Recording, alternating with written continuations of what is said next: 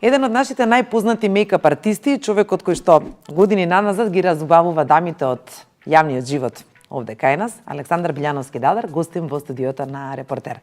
Дадар, здраво. Здраво. Драго ми е што си гостин во студиото и со оглед на тоа што нас муабетот ни тргне уште кај тебе во твоето студио, зашто се погрижи јас вака убаво да изгледам. Сигурна сум дека ќе имаме интересен муабет. Апсолутно. Јас и ти имаме убав муабет без разлика дали сме на камера или во мојот салон или негде на кафе. Така да навистина ми е драго што еве денес ќе се подружиме, да може дел од нашиот муабет да слушнат и гледачите. Како е да се работи како е да се разубавуваат познатите? Па добро, секако дека мојата професија воопшто за мене е навистина интересна, а и за многу други. Ете така, барем имам слушнато, сиве овие само 20 години го слушам тоа. И навистина се чувствувам среќен и привилегиран на некој начин што имам волку убава интересна професија. Кога се работи со познатите, секако дека најпрвен тоа е еден доказ дека сте стекнале некакво знаење, искуство и на некој начин признание. Меѓутоа, не правам некоја голема разлика кога кажуваме, нели, дека дали работам со познати или непознати. Предизвикот пред секое лице за мене барем е ист и голем и сметам дека тоа е нешто кое што прави мојава професија да биде интересна. 20 години велиш дека дека се занимаваш со оваа професија. Кога почнуваш, очекуваш ли толкава популарност? Очекуваш ли дека за моје студио Дадар ќе знаат сите? Добро, моје студио Дадар постои 12 години како фирма, зборам, нели, како салон за убавина. А јас функционирам повеќе од 20 години во смисла на дружење со шминката, разубавување или ајде да кажам живење во тој филм, во тој фазон на разубавување. Секако дека јас сум човек по природа кој што не се задоволува со малку, во смисла јас сакам да бидам успешен независно во што и да, нели, што и да работам. Секако дека не очекував дека ќе имам, да кажам, толкав успех, но навистина сум среќен поради тоа и сметам дека е лично моја заслуга и сум горд на тоа. Околу шминкањето и трендовите ќе позборуваме малку подоцна. Најновиот тренд со кој се зафати сега е пополнување на брчките, односно подмладување без игла. Можеш ли да ни кажеш за каков тренд станува? Да, тоа е навистина голем хит во светот. Шминката е моја прва љубов секако, меѓутоа секогаш треба на дополнување и надградување, па затоа во последниве 5 години работам и трајна шминка, што се вели кога ќе стане една девојка или жена и ќе се погледне са бајле во огледалото, доколку има направени веги, да кажеме, дефинирани очни капаци и уста, таа можеби не мора да се нашминка.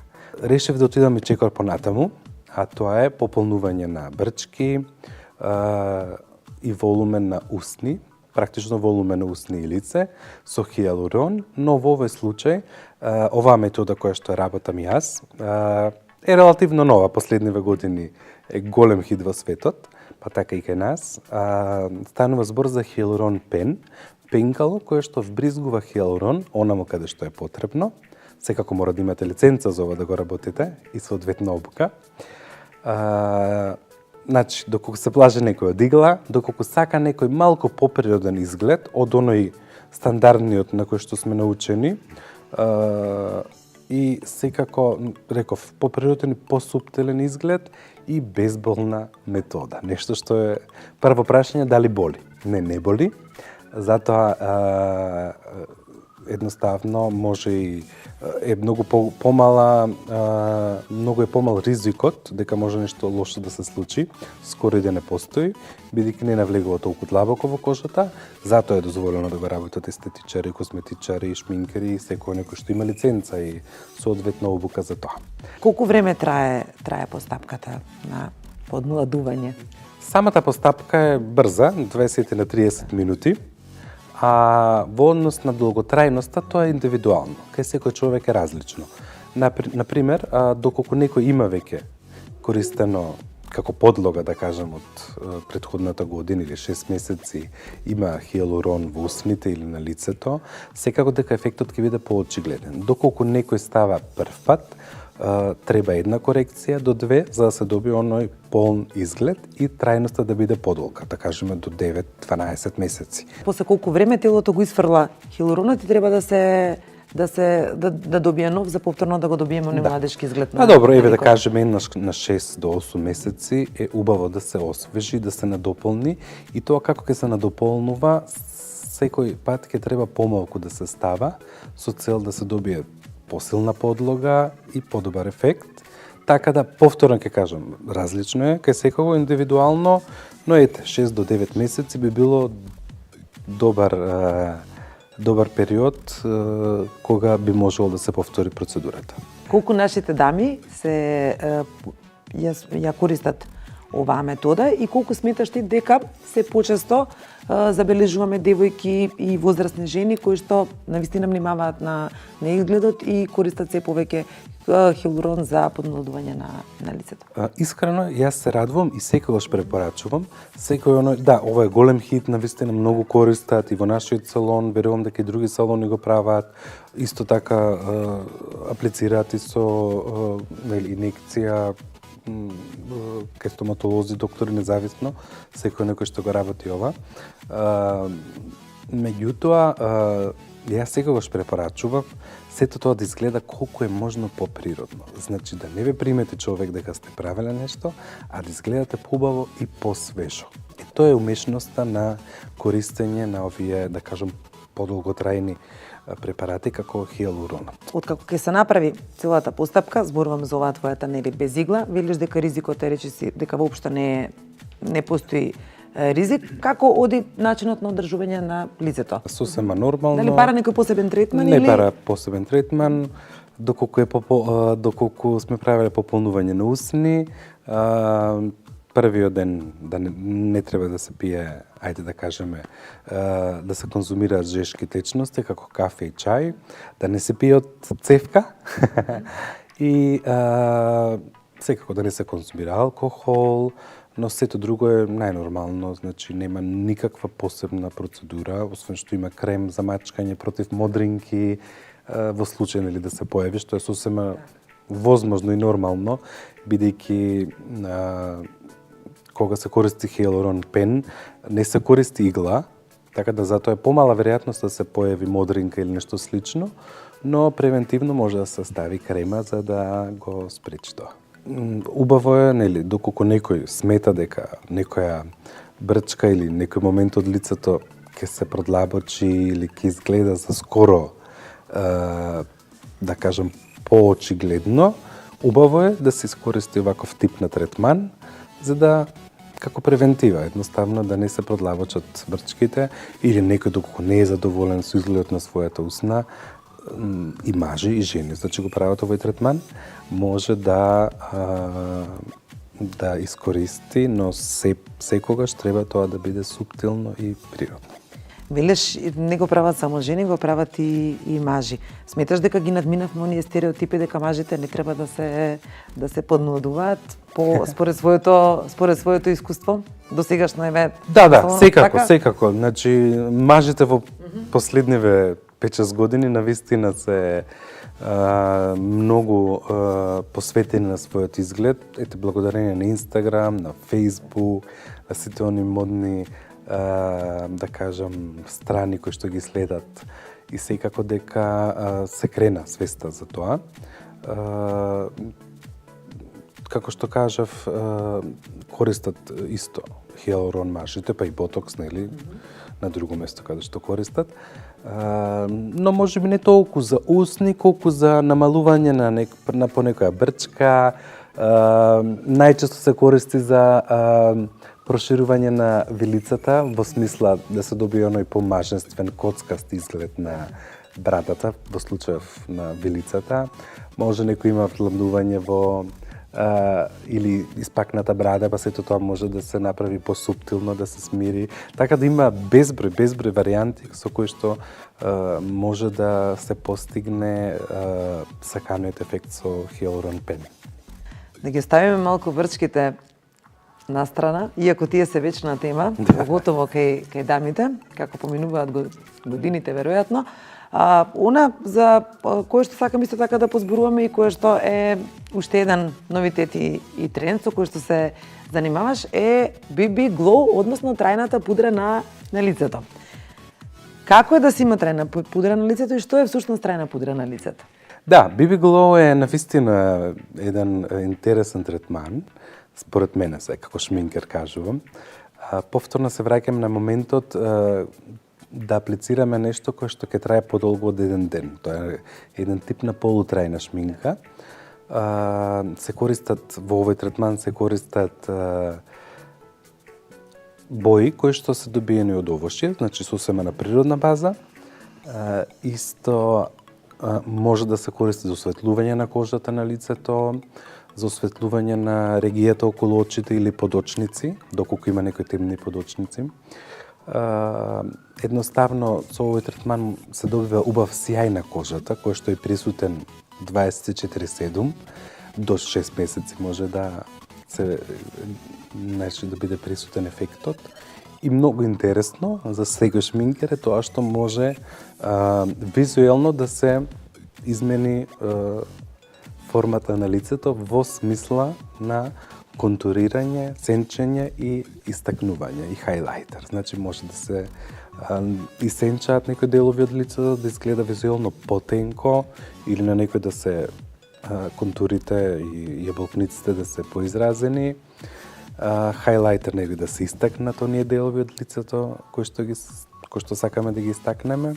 Дури постои руменило. И тоа е трајно, да. И секако нешто кое што ето уште го немаме ни објавено на нашите страни, на социјалните медиуми како реклама. И BB Lips, значи и боење на усни, кое што навистина има убав ефект. Колку е таа трајна пудра, да речеме, колку е добра за оние кои што имаат проблематична кожа, флеки на лицето? Дефинитивно, посебно се препорачува за таков тип на лице. Значи масна кожа или сува кожа, која што сакаме да ја хидрираме, бидејќи во третманот се користат и матични клетки од лосос. Тоа навистина ја збогатува кожата. 0.3 мм под кожата навлекуваме со дермапен. Така да сите тие ампули, производи и продукти ги аплицираме подкожно, со цел да е ефектот потраен. Работиме на измазнување на кожата, на црвенило, се препорачува за розацеја. Исто така, овој третман се препорачува за некои ситни флекички или брчки, значи не за пополнување на брчки, меѓутоа дава еден измазнет и сјаен изглед на лицето и кожата изгледа многу посвежо и поубаво. После 6 месеци кожата го изфрла, телото го изфрла... Тоа суптилно се раствара во организмот, бидејќи станува збор за бои кои што се на природна база, добиени, како што кажав, од овошје. И сончањето не пречи воопшто. Негата на лицето останува иста? Исто, апсолутно се исто, само 24 часа не смее да се мие лицето од кога ќе се направи третманот. Третманот трае околу 50 минути. Безболен исто. Безболен исто, така. И претпоставувам најважното. Да, колка ви се шансите да речеме да се утне бојата на трајната пудра со бојата на доколку тој кој што го изведува третманот е истрениран и знае да ја погоди бојата, секако дека не би требало да има проблем. Додека го правиме разговорот овде во студиово, позади нас од постојано на телевизорот фотографии од Весна. Јубилејот на Весна, да. Од познатите кои што си ги шминкал, можеш ли, да кажеш, посебно за некој, со Каролина соработуваше долги години, претпоставам, колку веќе ке Каролина ти е шминкањето рутина или секое шминкање ти е нов предизвик? Па да, јас тоа дека долги години работите заедно. Нема што не сум направил ке неизе. Иако таа е предизвик и инспирација сама по себе, јас секогаш се трудам кого и да шминкам да биде малце поразлично од тоа што искористил до сега. но јас и Каролина имаме исти вкус кога станува збор за шминкањето, ајде да кажам па и однесувањето, стилот воопшто, сакаме ненаметливи, природни, суптилни работи кои што ќе се надополнуваат на незиниот карактер и на незината кариера. Така, Фатиме Фетај, Зорица Заева, Каролина Гочева, Кристина Арнаудове, Весна Петрушевска, еви да не ги редам сите, Северина, беа дамите кои што ги разубавуваше и се уште ги разубавуваш во твоето студио. Не знам со кого ти е најголем, кој ти е од нив најголем предизвик да нашминкаш, односно? Па, како што кажав, секој лице приказна за себе и од секој лице може да извадите и треба да извадите максимум, нели како шминкер зборам. Каролина ми е пријателка, соработувам повеќе од 15 години. Секако дека ми е посебно драга, но не значи дека и другите со кои што соработувам не уживам и дека не давам максимум и кај нив. Истото важи и за анонимните луѓе кои што доаѓаат секојдневно во мојот салон. Така да, кај некој повеќе, кај некој помалку има предизвик.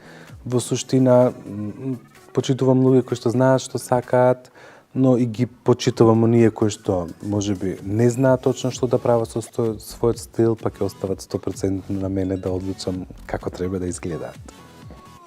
Велиш да одлучам како треба да изгледаат, ајде да позборуваме тогаш малку за начинот на шминкање, ама веќе не за она професионалното, туку ти како професионалец што ќе ги посоветуваш, еве, обичните девојки или жени, кои се идеалните комбинации и како најбрзо и најдобро да се нашминкаат?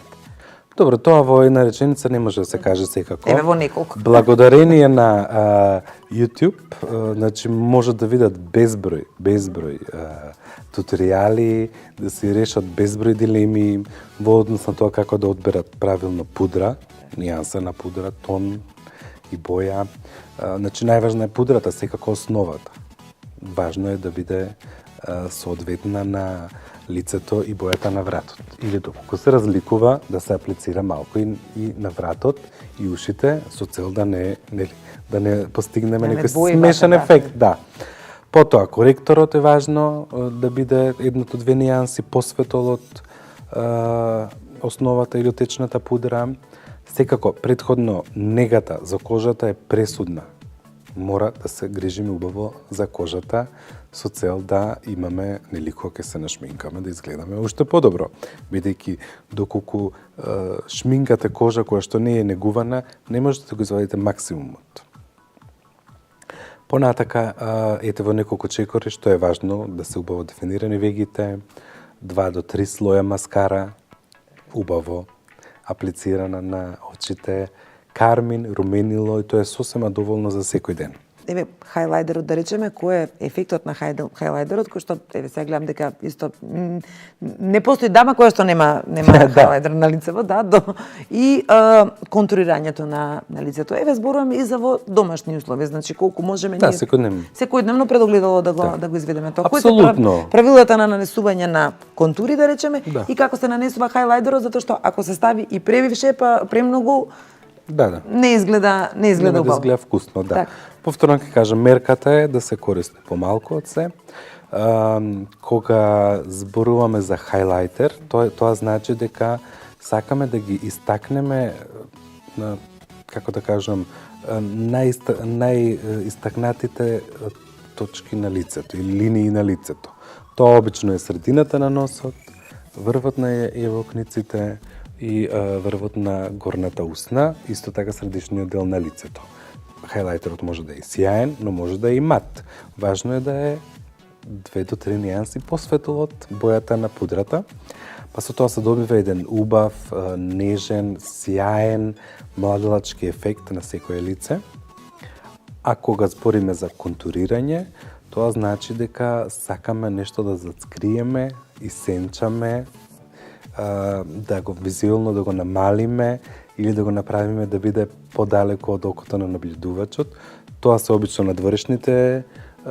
надворешните страни на лицето, сенчење со бронзер, со цел да смалиме или стесниме нешто.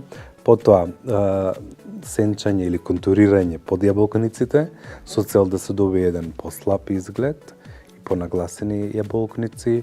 Исто така може да се исенче брадата, страничниот дел од носот, челото, со цел да добиеме помал нос, потенок нос, помало чело, или едноставно еден бронзен и свеж изглед, кога се сончеме сите изгледаме поубаво и посвеж. Меѓутоа, се мора да внимаваме да е убаво искомбинирано, да не биде премногу очигледно. Значи, според тебе, која е идеална шминка која што треба да се стави во лето, особено кога е и сончана кожата, и во зима кога кожата веројатно ја губи свежината поради ладното време? Да.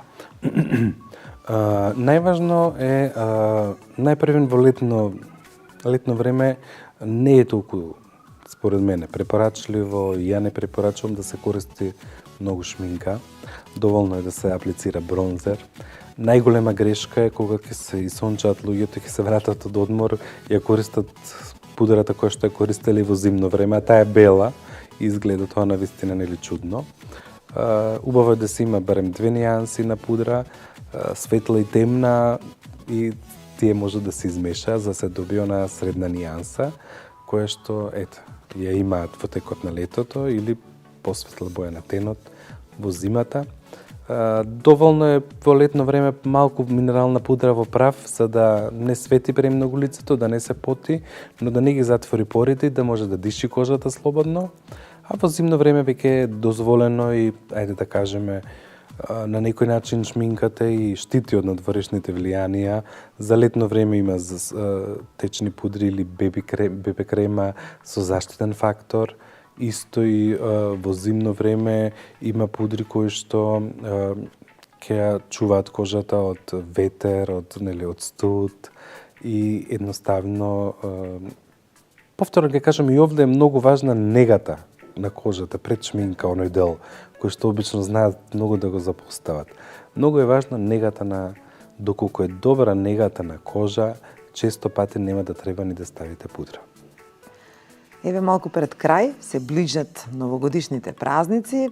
Можеш ли во неколку реченици кои се трендовите, односно кои се трендовите за оваа зима и како да се нашминкаат девојките за новогодишната ноќ? Па да, овај период кога треба да биде пред Нова година, пред Божик, барем за мене убав период кога сите сме и порасположени на некој начин. Јас често пати ги советувам луѓето да стават и црвен кармин, и повпечатлива шминка, со цел, можеби да се расположат повеќе, да бидат похрабри, па и да експериментираат, бидејќи има повеќе настани, може да експериментираат и со облека, и со фризура, и со шминка.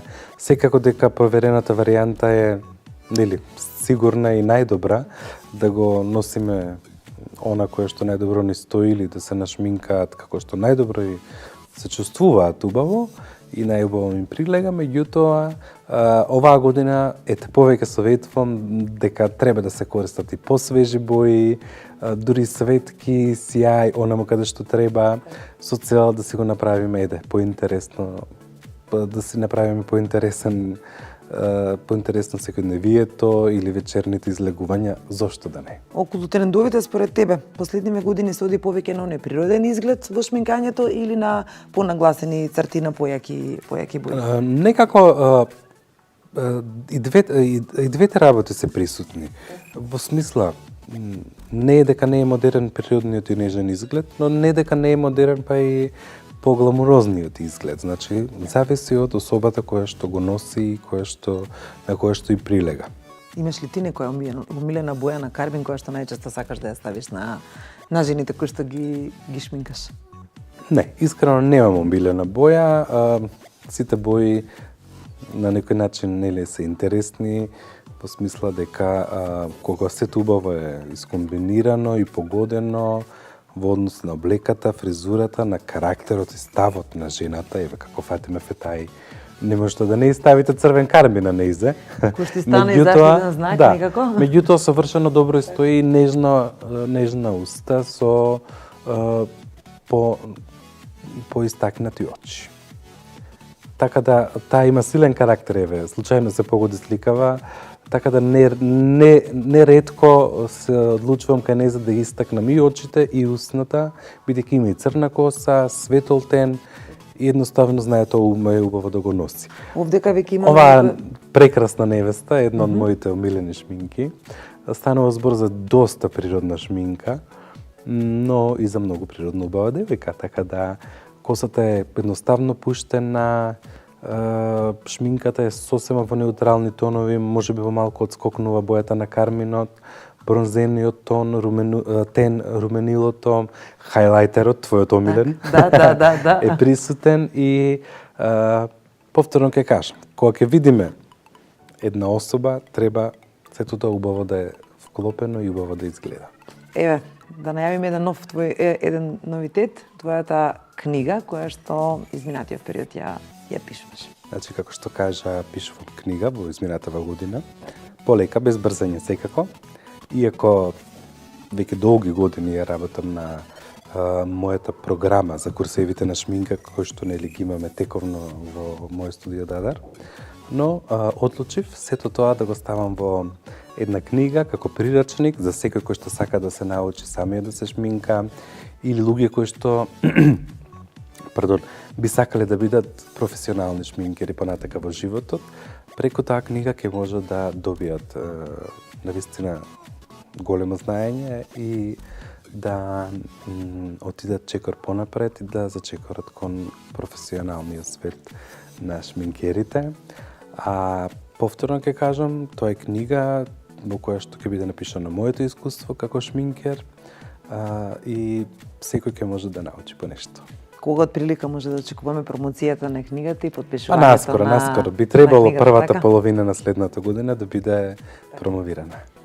Уште еден новитет за кој што сакам да позборуваме. Во Македонија првпат ќе почнеш да одржуваш мастер-клас. Велиш секаде по светот каде све не одржав мастер-клас, еве првпат сега конечно дојде време и во Македонија. Зашто станува збор? Да, па заедно со мојата пријателка Сања Николич и Марко Слаткар и нивната агенција Иноватива одлучивме дека треба да се направи мастер-клас. Тоа е моја одамнешна желба. Ајде да не биде представување на мене во мојата земја, бидејќи моите сограѓања добро ме знаат мене и мојата работа. Меѓутоа, точно е дека сум правил во Истанбул, мастер-клас во Москва, во Киев. Едноставно, време е и овде да направам нешто. Тоа е, кога ќе кажеме на мастер-клас, мислиме, пренесување на моето искуство во областа на шминката, во однос на сите оние кои што сака да научат нешто плюс, за млади шминкери кои што се чувствуваат како такви и сака да напредуваат во својата работа, но секогаш има интересна програма и за жени кои што сакаат да научат самите да се по некој трик за себе, а секако ќе има и момци кои што ќе дознаат повеќе за стилот на мажите, па може би ќе поделат него совет на нивните девојки или жени. Јас ти благодарам што беше гостин во студиото. Ви благодарам на вашата покана. Секогаш ми е пријатно кога ќе дојдам кај вас во ова студио и одлични сте, продолжете само така. Навистина секогаш ми е драго кога ќе ве посетам.